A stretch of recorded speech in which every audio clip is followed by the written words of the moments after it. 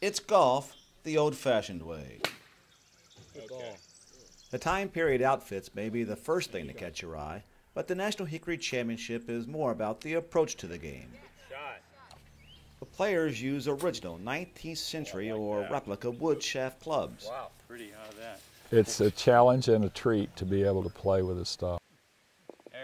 And balls reminiscent of the era.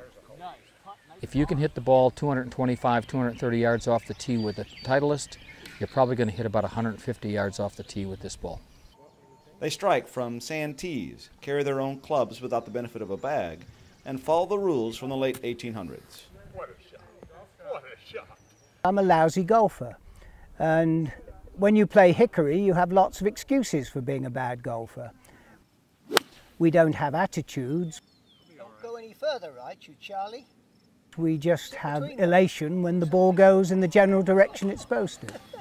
Sometimes you're certain there is no sweet spot on these clubs, so you have to hit them pretty perfect for it to go anywhere.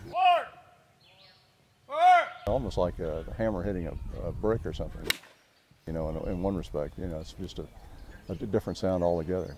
Clicking type of sound as opposed to a sound you get off a modern club. If you're going to go to all this trouble to be true to the roots of the game, you might as well play on a course tailor-made for the time period as well. Oakhurst Links in Greenbrier County, West Virginia.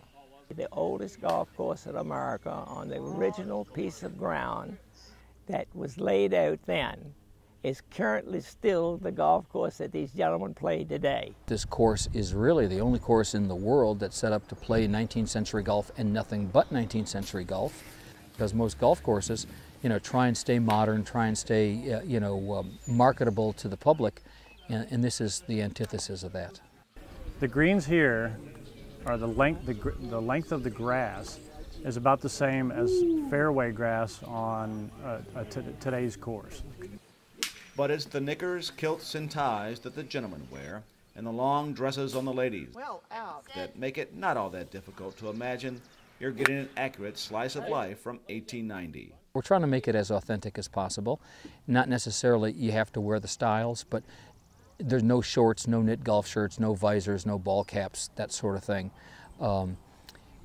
What makes it fun is that you can't do this anywhere else. Good start, sir. We try to be faithful without being too gimmicky. When we're dressed up, men treat us much more respectfully, much more chivalrously, and we kind of like that. Wow. I look at a lot of the old players who played in the Hickory era, and I like to model myself after them. So I will dress like Harry Varden and some of those guys. The National Hickory Championship isn't just about living history, it's also about passing the history on to young people. So the championship has partnered with the First Tee organization to bring some young people to the old game. Delightful to have them. If you don't know where the golf came from, it's hard to understand where it's going. It's sometimes a little difficult to say what you think when there's a sprat amongst the mackerels. Almost a golf shot. But apart from that, of course, the camaraderie is wonderful. And I think that's probably the most gratifying part of the thing, is that youngsters can find excitement and interest and intrigue by this kind of sport.